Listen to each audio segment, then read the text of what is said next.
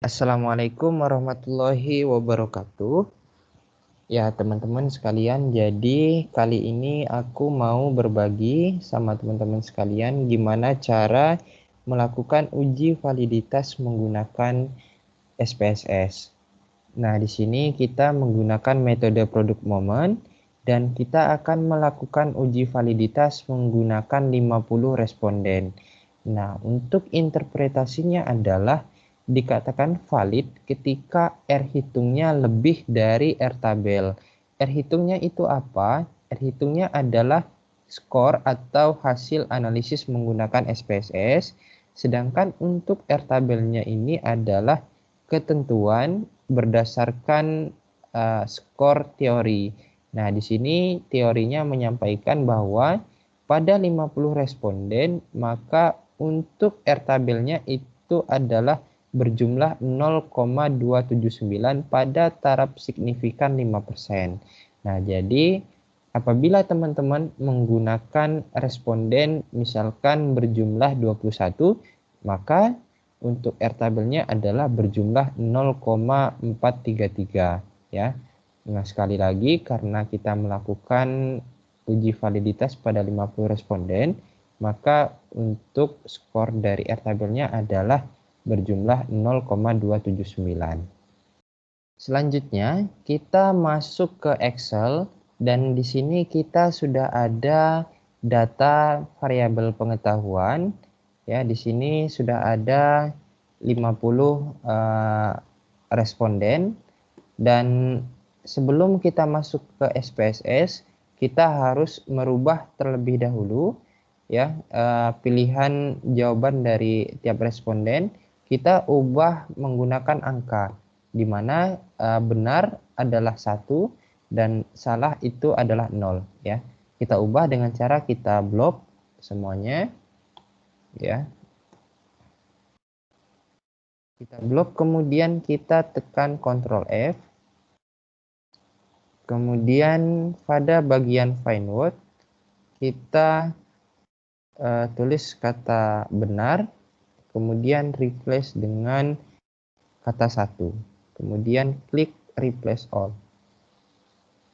Semuanya sudah berubah, kata benar menjadi kata 1 dengan angka 1. Kemudian selanjutnya kita ubah kata salah menjadi angka 0. Kemudian klik replace all. Ya. Semuanya sudah berubah menjadi angka. Kemudian selanjutnya kita jumlahkan. Ya, caranya adalah sama dengan sum buka kurung.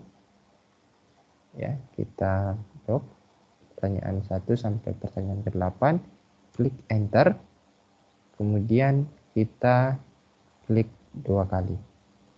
Ya, semuanya sudah berubah ya sampai bawah. Oke. Nah, selanjutnya kita masuk ke SPSS. Sebelumnya kita copy terlebih dahulu seluruh datanya. Kita copy, Ctrl C. Kemudian kita masuk ke SPSS.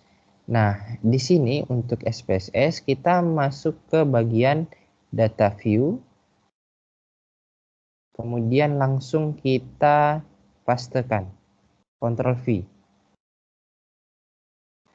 Oke, nah di sini datanya sudah masuk ya, teman-teman, sudah masuk. Kemudian kita masuk ke bagian variable view, kita klik bagian variable view.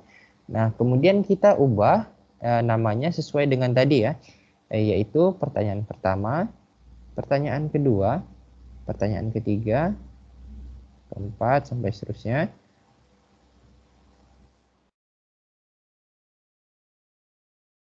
Dan yang terakhir tadi adalah jumlah atau total.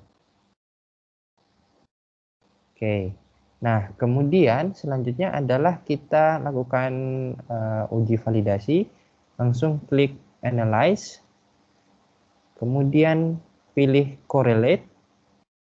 Kemudian pilih bivariate. Nah, semuanya ini kita pindahkan ke kolom variabel ya. Kita pilih semuanya. kita pilihkan ke kolom variabel. Nah, selanjutnya kita pastikan bahwa bagian version, to-tailed, dan flag significant correlation itu semuanya tercentang. Setelah itu kita langsung klik OK. Nah, berikut adalah hasilnya ya. Hasilnya, nah bisa kita lihat di sini untuk version correlation dari pertanyaan pertama itu adalah berjumlah 0,612. Maka inilah yang digunakan sebagai R hitung.